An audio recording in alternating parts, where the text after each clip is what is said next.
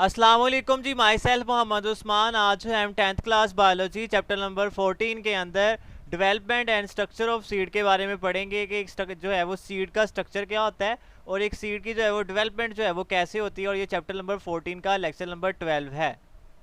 तो स्टार्ट करते हैं जी आज के टॉपिक को। आज का जो टॉपिक है हमारा वो है जी structure and development of seed. तो आज हम स्टार्ट करेंगे development and structure of seed के सीड का जो है वो स्ट्रक्चर क्या होता है और उसकी जो है वो डेवलपमेंट जो है वो कैसे होती है। सबसे पहले हम उसकी डेवलपमेंट की बात कर लेते हैं कि बनता कैसे। आफ्टर फर्टिलाइजेशन, जब फर्टिलाइजेशन होती है, जैसे ही स्पर्म जो है वो एग के साथ मिलते हैं in the female gametophyte ovaries के अंदर, zygote divide repeatedly by the mitosis and develop into an embryo. तो जैसे ही एक स्पर्म जो है वो एग के साथ मिलता है तो वो जाइगोट बना देता है। उस जाइगोट के अंदर बार बार माइटोसिस होती है और उसमें कई सेल्स बन जाती हैं और उसे हम क्या कहते हैं, एम्ब्रियो कहते हैं। ठीक है। At this stage ovule change into the seed. उसके अंदर जो ओवरी के अंदर ओव्यूल वगैरह होते हैं वो सीड के अंदर चेंज हो जाते हैं। And the formation of seed complete the process of sexual reproduction in the seed plant. और जैसे ही सीड बन जाता है तो हम कहते हैं कि प्लांट के अंदर सेक्सुअल रिप्रोडक्शन का प्रोसेस कंप्लीट हो गया है। तो आपने ये पॉइंट याद रखना है कि कब जो है वो सेक्सुअल रिप्रोडक्शन का प्रोसेस जो है वो प्लांट्स के अंदर जो है वो कंप्लीट हो जाएगा। उसके कंप्लीट होने का जो असल पॉइंट है वो क्या है कि जब फॉर्मेशन ऑफ अ सीड हो जानी है। अब सीड ने बन जाना है तो सेक्सुअल रिप्रोडक्शन कंप्लीट हो जानी है। सीड तब बनता है जब जाइगोट से एम्ब्रियो बनता है। एम्ब्रियो के बनने के साथ ही मौजूद ओवरी के अंदर ओव्यूल जो है वो किसके अंदर चेंज हो जाते हैं जी, सीड के अंदर चेंज हो जाता है। जैसे कि आप देख रहे हैं डायग्राम के अंदर कि यहाँ से पोलन ग्रेन जो है वो गिरती हैं जी उसके ऊपर, स्टिग्मा के ऊपर। उसके बाद जो है वो ओवरीज के अंदर इंटर होती हैं और वहाँ पे जाके जो है वो एग के साथ मिलकर जो है वो जाइगोट बनाते हैं, फिर एम्ब्रियो बनाते हैं, फिर ठीक है उसके बाद जो है वो उसके अंदर जो है वो सीड बन जाता है। फिर उस सीड को ग्रो करवाने से जो है वो एक नया प्लांट जो है बन जाता है। तो सबसे पहले आपने इस पॉइंट को जो है वो अंडरस्टैंड कर लें अच्छी तरह। नेक्स्ट हमारे पास पॉइंट है वो है जी स्ट्रक्चर ऑफ सीड के। सीड का जो है वो स्ट्रक्चर क्या होता है, एक बीज के अंदर कौन कौन से जो है वो स्ट्रक्चर्स पाए जाते हैं। तो सबसे पहले हम उसकी बात कर लेंगे स्ट्रक्चर ऑफ सीड की। Angiosperm seed consist of 3 distinct part. अब हमने पढ़ा था कि सीड प्लांट जो फ्लावरिंग प्लांट होते हैं उसकी एक क्लास का नाम जो है वो एंजियोस्पर्म जो है वो एंजियोस्पर्म प्लांट होते हैं, फ्लावर होते हैं जो है इनके अंदर सीड होते हैं। तो इनके जो सीड होते हैं उसके 3 मेन हिस्से होते हैं। पहले हिस्से का नाम है the embryo, form from zygote. मतलब सीड के अंदर पहला हिस्सा क्या होता है, एम्ब्रियो। और एम्ब्रियो कहाँ से बनता है, जाइगोट से बनता है। ठीक है। दूसरा जो उसके अंदर हिस्सा होता है वो होता है endosperm tissue, form from endosperm nucleus. ठीक है। जो एंडोस्पर्म टिश्यू है वो कहाँ से बनता है, वो एंडोस्पर्म न्यूक्लियस से जो है वो बनता है। थर्ड पार्ट उसके अंदर जो होता है वो सीड कोट है which develop from the wall of the ovule, जिसे हम इंटीगुमेंट कहते हैं। इंटीगुमेंट जो है वो ओव्यूल की वाल को कहते हैं। तो उससे जो है वो सीड का जो है वो कोट बनता है, सीड की कवरिंग बनती है। तो 3 पार्ट जो है वो सीड के अंदर होते हैं, सीड कोट, एंडोस्पर्म टिश्यू और एम्ब्रियो। ऐसे कि डायग्राम में देख रहे हैं कि एम्ब्रियो इसके अंदर होता है, एम्ब्रियो जो है वो जाइगोट से बनता है। ठीक है। उसके बाद एंडोस्पर्म जो है वो टिश्यू होते हैं, वो एंडोस्पर्म न्यूक्लियस से बनते हैं। और सीड कोट जो है वो वाल ऑफ द ओव्यूल, जिसे हम इंटीगुमेंट कहते हैं, उससे जो है वो बनता है। तो ये आपने पार्ट्स के नाम याद करने हैं। नेक्स्ट जो है हम अकेले अकेले पार्ट्स को जो है वो डिस्कस करेंगे जी। सबसे पहले हमारे पास जो है वो सीड कोट है। तो सीड कोट के बारे में जो है वो सबसे पहले हम पढ़ लेंगे कि सीड कोट जो है वो क्या होता है, कहाँ से बनता है। अभी हमने पढ़ा भी है कि सीड कोट जो है वो ओव्यूल की वॉल से बनता है। तो सबसे पहले उसके ऊपर हम बात कर लेते हैं। Seed coat protect embryo from mechanical injury. क्योंकि मेन सीड के अंदर जो मेन पार्ट है आपने याद रखना है कि वो एम्ब्रियो होता है, क्योंकि एम्ब्रियो से ही नया प्लांट बनना है। तो उसकी प्रोटेक्शन के लिए जो है वो सीड के ऊपर एक कवरिंग होती है, उसे हम सीड कोट कहते हैं। फ्रॉम ड्राइंग आउट, सीड को जो है वो खुश्की से बचाता है और जो है वो क्या करता है, उसे जो है उसके एम्ब्रियो को प्रोटेक्ट करता है। ठीक है। सीड कोट जिसे हम टेस्टा भी कहते हैं, develop from the integument originally surrounded the ovule. ठीक है। ये कहाँ से बनता है, इंटीगुमेंट से बनता है। इंटीगुमेंट जो है वो ओव्यूल की वाल होती है और ये सीड कोट जो है वो उससे बनता है और इसका दूसरा नाम जो है वो टेस्टा होता है। ठीक है। इट मे बी थिक और थिन लेयर। कुछ सीड्स के अंदर ये जो सीड कोट होता है बहुत बारीक होती है लेयर, और कुछ सीड के अंदर जो है ये थिक, बहुत जो है वो मोटाई के अंदर जो है वो सीड कोट उनके अंदर प्रेजेंट होता है ना। कि हाइलम, हाइलम की अगर हम बात कर लें, there is a scar on the seed coat called hilum. थोड़ा सा एक उभरी हुई स्ट्रक्चर जो है वो सीड कोट के ऊपर प्रेजेंट है, उसे हम हाइलम का नाम देते हैं। It is where the seed is attach to the ovary wall.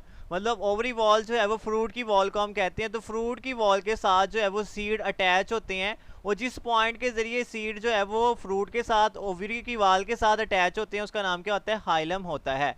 Next है माइक्रोफाइल। अब माइक्रोफाइल क्या होता है, this is the same opening through which the pollen tube inter ovule. अब हमने कहा था कि जैसे ही जो है पोलन ग्रेन एंथर के ऊपर स्टिग्मा के ऊपर गिरते हैं तो वो उन्होंने ओव्यूल के अंदर जाना होता है, तो वो एक पोलन ट्यूब के जरिए जाते हैं। तो पोलन ट्यूब ओव्यूल के अंदर जिस पॉइंट से इंटर होती है उस पॉइंट का नाम क्या होता है, उस ओपनिंग का नाम क्या होता है, माइक्रोफाइल होता है, ठीक है। Seed use it for the absorption of water, और जैसे हम ज़मीन के अंदर बीज को लगाएंगे, सीड्स को लगाएंगे, तो सीड जो है वो माइक्रोफाइल के जरिए पानी को अब्जॉर्ब करके नए प्लांट्स के अंदर जो है वो कन्वर्ट हो जाएगा। जैसे कि आप डायग्राम में देख रहे हैं यहाँ पे आपको सीड कोड जो है वो नज़र आ रहा है, ठीक है। टेस्टा नज़र आ रहा है, जिसे हम टेस्टा भी कहते हैं, सीड कोड का नाम देते हैं, ठीक है। उसके ऊपर एक जो है वो ओपनिंग सी है, उसे जो है माइक्रोफाइल कहते हैं, यहाँ से जो है वो पोलन ट्यूब और वाटर की अब्जॉर्प्शन वगैरह जो है वो होती है। उसके ऊपर जो है एक स्कार सा एक उभरी हुई जगह होती है, उसे हम हाइलम कहते हैं, ठीक है। हाइलम जो है वो ये इसको जो है वो फ्रूट की वॉल के साथ, ओवरी की वॉल के साथ जो है वो अटैच करता है। नेक्स्ट जो पार्ट है हम डिस्कस करेंगे जी, वो है जी हमारे पास एम्ब्रियो। तो एम्ब्रियो की अगर हम बात कर लें, ये सबसे मेन स्ट्रक्चर होता है सीड के अंदर। तो एम्ब्रियो की हम बात कर लेते हैं।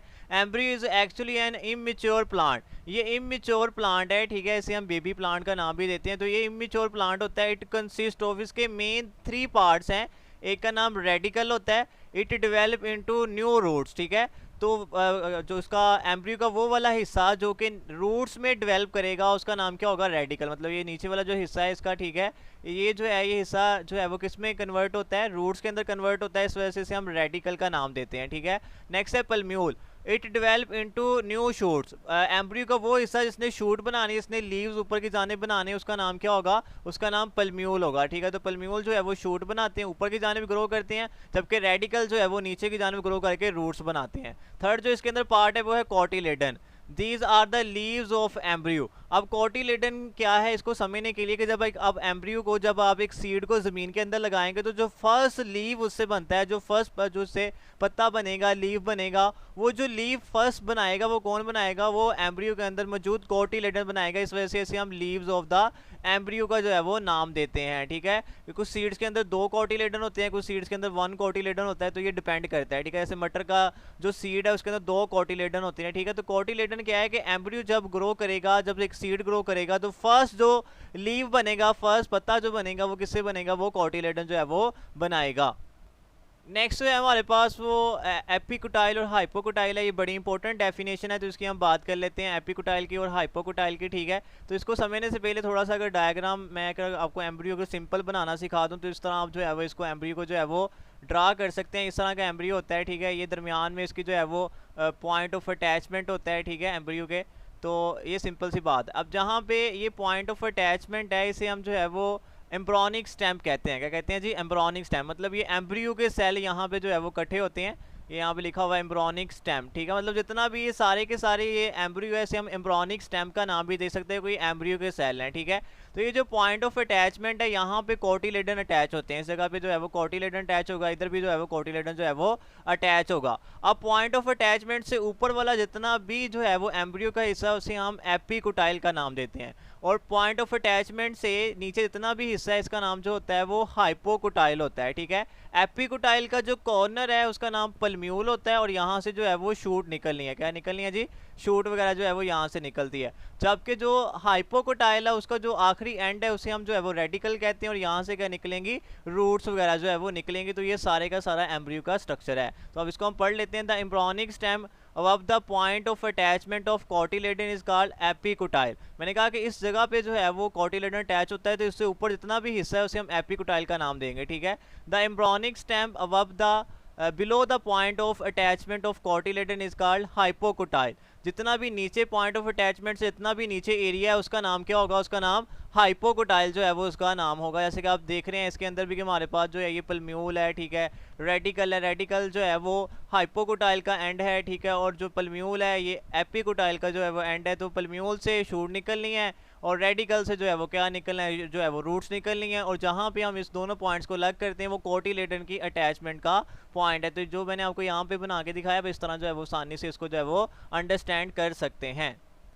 नेक्स्ट है जी हमारे पास एंडोस्पर्म टिश्यू, जो कि लास्ट पार्ट है सीड का। तो एंडोस्पर्म टिश्यू जो है वो क्या होता है, तो उसकी बात हम कर लेते हैं, ठीक है। एंडोस्पर्म टिश्यू की इन angiosperm the store food is drive from the endosperm tissue. मतलब जब एक सीड ने ग्रो करना होता है तो उसे ग्रो करने के लिए जो है वो फूड चाहिए होता है। वो फूड जो है वो कहाँ पे स्टोर होगा, वो एंडोस्पर्म टिश्यू से अंदर स्टोर होता है और वहाँ से लिया जाता है। The tissue is rich in oil और स्टार्च और प्रोटीन। इसके अंदर तीन चीज़ें ज़्यादा होती हैं, ऑयल ज़्यादा होता है, स्टार्च ज़्यादा होती है और प्रोटीन होती है, और यही तीनों चीज़ें जो है वो सीड को ग्रो करने के लिए चाहिए होती हैं। In many seed the food of the endosperm is absorb and store by the cotyledon. और कुछ सीड्स के अंदर जो है वो थोड़ा बहुत जो है वो फूड किसके अंदर स्टोर हो जाता है, कोटिलेडन के अंदर भी स्टोर हो जाता है। जैसे कि आप देख रहे हैं ये एंडोस्पर्म है, ठीक है। तो ये मेजरली हिस्सा जो सीड के अंदर होता है वो एंडोस्पर्म होता है। इसने जो है वो फूड प्रोवाइड करना है किसकी ग्रोथ के लिए, एम्ब्रियो की जो ग्रोथ के लिए इसने जो है वो फूड प्रोवाइड करना है।